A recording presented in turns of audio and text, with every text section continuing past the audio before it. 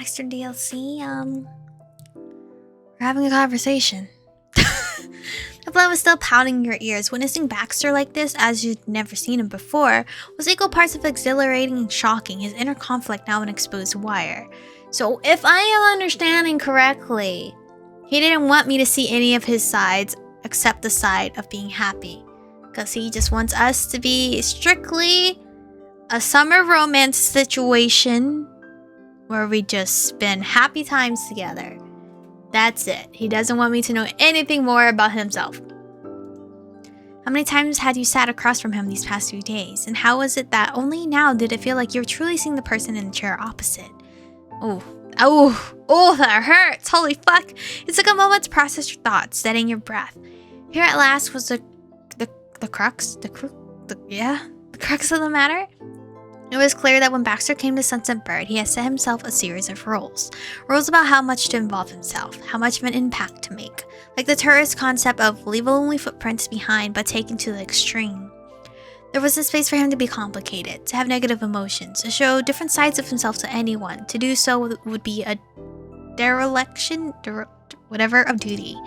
You weren't going to criticize him wanting his privacy. It was important to him and you respected that. But this kind of framing, one where he had an obligation to minimize himself for others' benefit, it was only causing pain.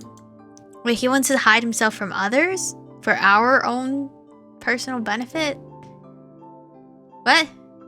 In spite of what he felt was right, you care too much about him by now to let him carry on like this. Cautiously, you opened your mouth. Morning, Baxter. Evening, Baxter. All the Baxters. Oh, I like you. It's too late, Baxter. You're not a stranger. No, you're not my friend. You're more than that to me. No one cares if sometimes you have a bad day. I'll still want you around. Getting to know you better is what makes it all worthwhile. You deserve more than that. You have been there for me. No, I like this one. You spoke earnestly and with as much composure as you could manage. Right now, more than anything else, Baxter needed to know how wrong he was. He wasn't a burden, and his feelings didn't hurt you. If they do, though. You tried your best to communicate this to him. You said your piece and went silent. The house lay still, and the windows were empty portals, black with night. The only sound was that of both your breathing. Baxter's eyes had been locked with yours during this speech, the last heat of his frustration smoldering within them. Now in the quiet, you finally felt the embers fade completely. His gaze slowly slid to one side and then down, and he swallowed. The sound drifted to you across the table, small and hushed, a sigh. Thank you. It was said simply, with no pretense or caveats, whatever that word is. Baxter had given up the fight with himself for now and accepted what you had told him. You let your body unclench as you watched the creases in Baxter's brows begin to disappear. A hand emerged from beneath the table to lift his glass, and he sipped his water, eyes closed. You took this as your cue that the discussion had run its course. There was no guarantee that things would change going forward. You weren't so arrogant as to think that Baxter's behavior would be altered all at once, nothing drastic anyway. He listened to your feelings, but who could really say how it would impact what happened in the future? The past couple days had held a mirror up to Baxter, showing him a reflection that wounded him, cutting too close to the bone. There were hurts that ran deeper than he let you reach. It didn't mean he mistrusted you. It may not have been a matter of trust to begin with, but you hoped that, with time, Baxter might come to count on the fact that you were at least one person out there who would accept him. You wanted to give him that, another souvenir to remember you by. Yo, this man... I don't know. Are we gonna haunt this man, basically? Because he's never coming back? The minutes passed, and sip by sip the two of you drank your way toward the bottoms of your water glasses. The silence couldn't be called effortlessly comfortable, but it wasn't awkward. Companionable, perhaps. Baxter sucked in the last drops of his cup and then moved to stand unhurried. Thank you again. That was refreshing, both the water and the conversation. Still, I should be going. He was matter of fact, with an air of calm finality. You weren't able to disagree. You nodded and rose in parallel, moving to take the glasses back over to the kitchen. You had managed what you had set out to achieve. It was alright to let things end here for the time being. The night had spun around your way, and hopefully Baxter could see it as a positive when he reflected on it. You walked with him across the living room to the front door, with his back to you. You heard him begin to say something. I appreciate the understanding. He's so cute, bro. I think he bullies himself too much. I appreciate you taking the time to discuss this with me. For listening in spite of, well...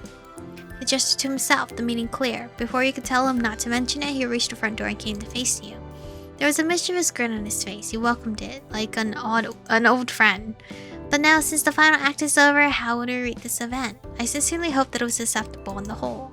The question had a laugh to it, and underneath there was the faintest hint of that self-mockery from before. But now it was toothless, empty of malice, and entirely in good humor. You couldn't help but have an affectionate sigh. Oh, Baxter, how quickly he recovered his footing. I'm glad it happened. All of it. Thank you for a great time, and for coming over. My pleasure. Don't mention it. The pleasure was all mine. Good night, Michiko. Until next time, good sir. Have a nice night, Baxter. Bye. You reached out and squeezed his hand gently. Oh. There was a moment of pause before Baxter looked down and squeezed yours in return. He pulled up and suddenly you thought he was about to kiss it. Instead, he stroked a thumb twice across your knuckles and still cool from the glass of water and hummed a wordless noise of contentment. It was a comforting gesture, full of fond feeling. You stood like that a while, not speaking. Baxter liked you. Even if he didn't want you to know him, you were sure of that much. Like, or like? I'm just saying. And then he made good on his promise to depart. Baxter stepped out into the dark night. The door shut behind him and the long day came to close along with it. When he was gone, you remained in the entryway a while, lost in thought. You see him again, perhaps tomorrow, perhaps not. He might have plans, but there would be a next time.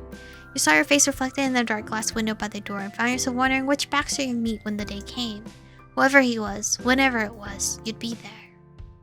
The different types of Baxters reminded me of Bridgerton, Queen Charlotte series of George, Farmer George, and all that. And it's like, we love all the Baxters, okay? Any side of you we will love.